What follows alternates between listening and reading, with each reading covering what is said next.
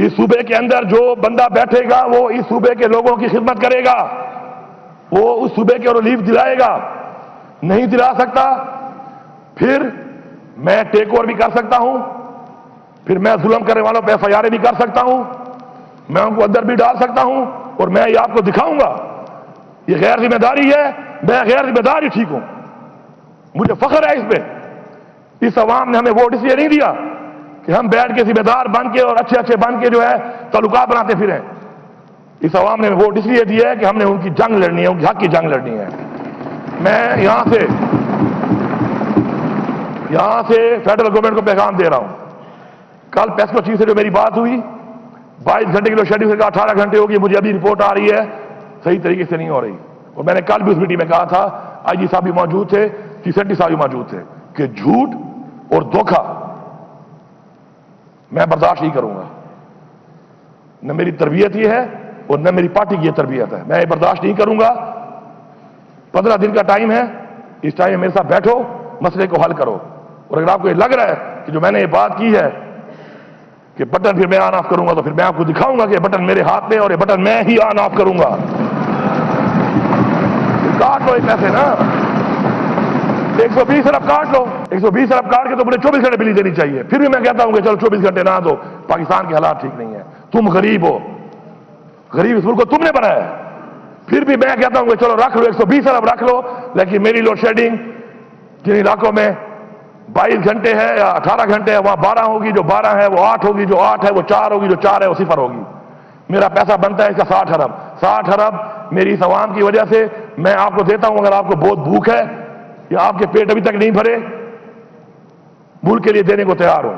اور پھر بھی آپ کہو کہ نہیں، پھر بھی آپ کہو نہیں، تو اس کا مطلب یہ ہے کہ آپ ہمیں، وہ کہتے ہیں نا کہ سن آف لیسر گاڈ. ایسا نہیں ہے، ایسا نہیں ہے. نہ آپ کے ساتھ مینڈیٹ ہے، نہ آپ کے ساتھ عوام ہے، نہ آپ کے ساتھ اخلاقی قوت ہے.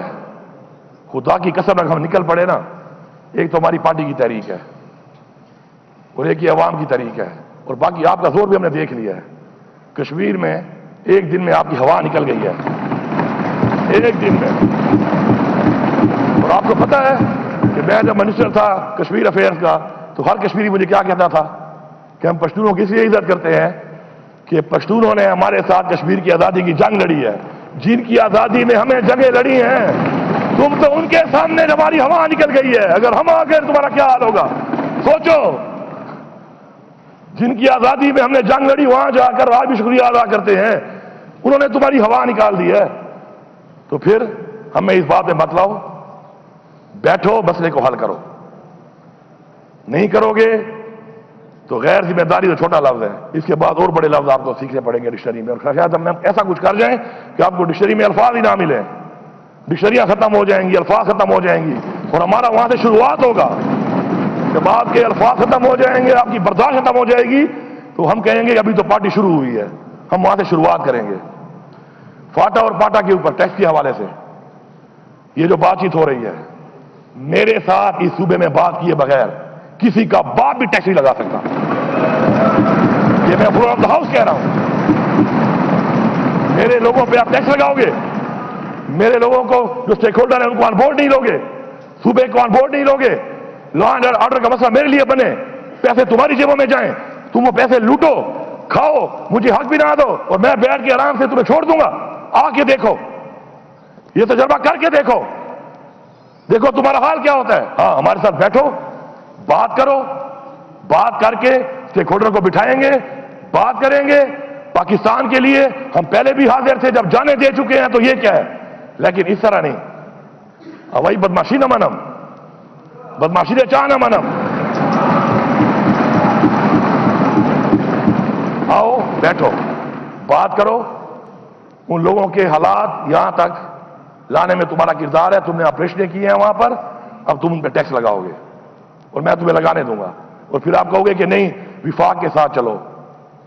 ایک تو مینڈیٹ چوری کیا ہوا ہے، یہ برداشت کر رہا ہوں، یہ احسان تو مان نہیں رہے ہو، اوپر سے آپ یہ سوچ رہے ہو.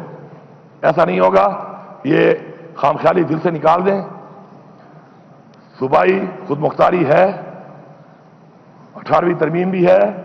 18ویں ترمیم بھی یہیں بیٹھ کے بنی ہے، 19ویں ترمیم بھی آ سکتی ہے، وہ بھی آ سکتی ہے، وہ بھی بن سکتی ہے.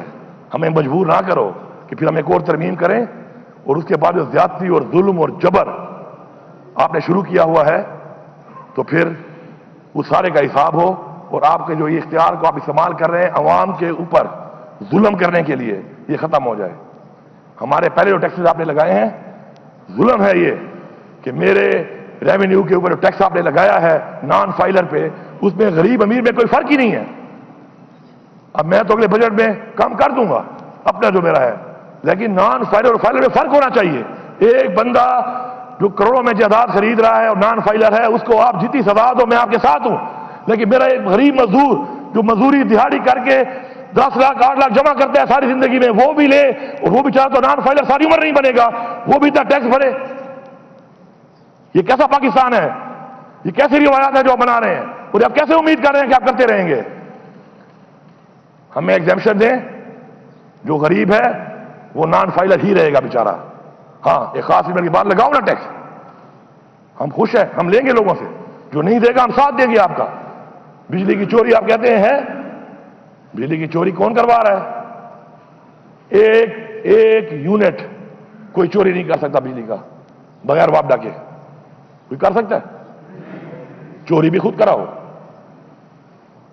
چوری بھی خود کراؤ اور چور بھی مجھے کہو، حق بھی نہ دو، بدماشی بھی کرو، اور پھر آپ یہ سمجھو کہ ایک لفظ کہنے سے کہ جی یہ بڑا غیر ذمہ دار وزیر اعلیٰ ہے، وہ شاید ڈر کے چپ ہو جائے گا.